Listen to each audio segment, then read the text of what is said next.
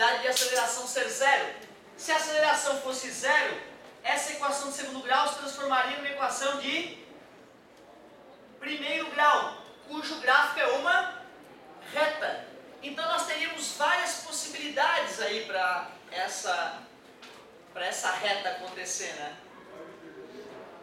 Tu terias que conseguir interpretar o que está acontecendo em cada uma dessas retas aí. Primeiro, pelo fato de a aceleração ser zero, em todos os casos que há movimento, é movimento uniforme.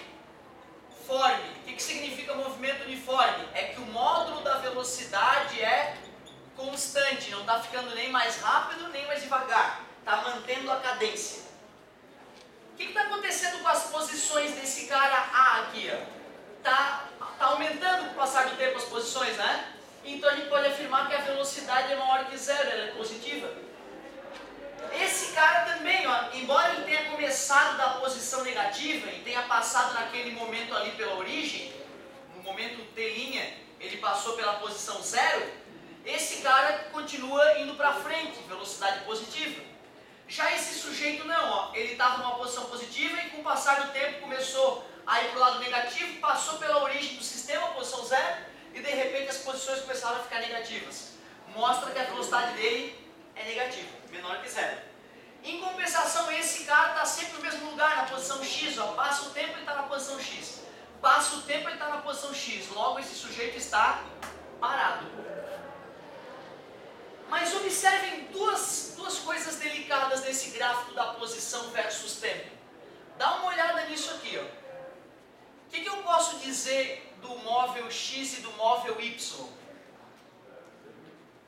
Vamos pegar o T' aqui de referência e as posições D' e D'. Tá vendo que eles partiram do mesmo lugar? Quem chegou... O que eu posso afirmar no tempo T'? No tempo T', quem andou mais? O móvel X ou o móvel Y? É verdade, o móvel X chegou numa distância maior, né, comparado com a posição inicial, do que o móvel Y. Resumindo, no gráfico, posição versus tempo, quanto mais inclinado, mais rápido, maior a velocidade. Se a inclinação for horizontal, significa repouso. E alguém tem uma ideia do que significaria um gráfico assim?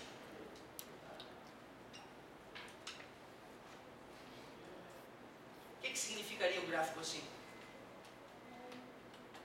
Velocidade começa com inf e termina com nita. Muito bem! Velocidade infinita. Ou seja, a inclinação do gráfico mede a velocidade. Certo? Daria até para provar matematicamente que a tangente daquele ângulo alfa é a velocidade. Tangente é o cateto oposto, variação da posição, pelo cateto adjacente, variação do tempo. ΔV sobre ΔT é a velocidade. Quanto maior o ângulo, maior a velocidade. Eu não escutei nada, não vou! Se eu não tivesse falado que a aceleração é zero, esse gráfico seria o gráfico de uma parábola, concorda comigo? Tu deve ter aprendido já em matemática que quando a gente vai fazer o gráfico de uma parábola, y igual a ax² mais bx mais c, né? Quando a é maior que zero, a concavidade fica voltada para cima. Quando a é menor que zero, a concavidade fica voltada para baixo. Quem define a concavidade é o coeficiente na frente da variável elevado ao quadrado. Quem é que está na frente da variável elevado ao quadrado? É o A, é uma coincidência, tá, meus amigos? Resumindo, quando um cara tem quando eu vou fazer o gráfico, posição versus tempo, e o cara tem aceleração, se o gráfico fica com a concavidade voltada para cima, a aceleração é maior que zero. Se o gráfico fica com a concavidade voltada para baixo, a aceleração é menor que zero. Acho que com isso dá para matar a questão. Primeiro, consegue perceber o que está acontecendo com a inclinação do gráfico? Ó? Tava grandona, tá vendo?